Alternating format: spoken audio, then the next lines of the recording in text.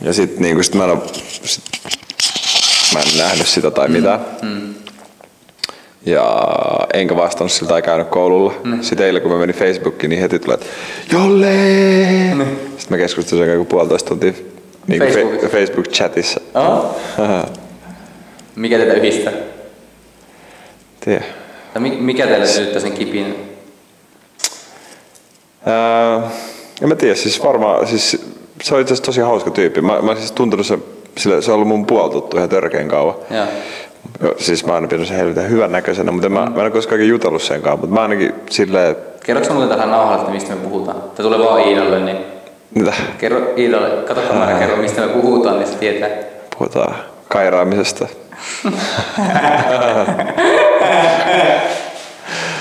Joo. Niin en mä tiedä, kai siinä on jotenkin varmaan siis se fyysinen osuus ehdottomasti ja sitten myös se, että... Mitä? Kairauksen fyysiset ulottuvuudet. Kairauksen fyysiset ulottuvuudet. Mut sit myös henkiset ja hengelliset ulottuvuudet. Onko se hengellinen? Onko se kirkon nainen? On ehdottomasti hyvin siveä tyttö. Joo. Ei se vaikuttaa. Vähän semmonen pieni ihastus kyllä. God damn. On se ihan. Kerroks sä Iidalle nyt vähän tästä meidän työhuoneesta, mikä täällä on meininki? No tänään me ollaan askareltu 5 mustaa bambutuolia, jotka tulee olemaan meidän työtuolit. Kuten näet, Iida. Joo. Ja sit täällä näyttää aika hyvältä, Iida. Niin. Täällä vaan odotellaan tiettyjä tuhlarityttäri koti. Eli tossa on niinku Veikon työpiste. Se on aika siisti. Se on mikä on Veikon työpiste? Ai toi vitun siisti työpiste. Tää Veikko istuu näin.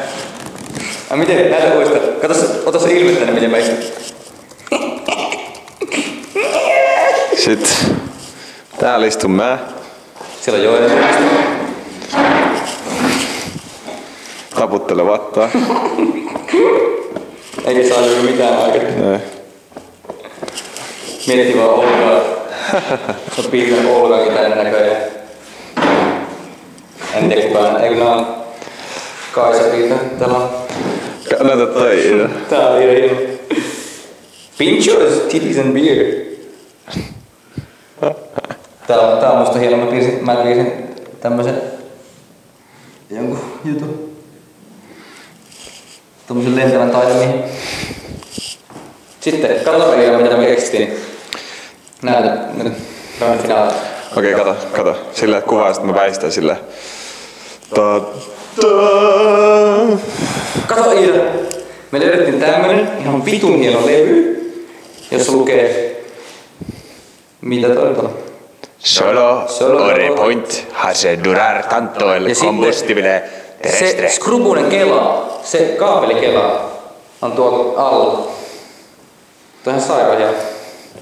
Sitten tässä lukee myös, että es un producto de Orelub. Ja hace 300,000 kilómetros que Huelvo y la Mesela trabaja perfectamente. Perfectamente. Sitten meillä on myös kaiuttimet täällä, meillä on poppivehkeet. Meillä on aika hyvän näköinen työtila jo nyt. Vaikka me ei vielä tehty mitään. Olemme sitä. No joo. Mutta näin terveisiin. Terveisiin.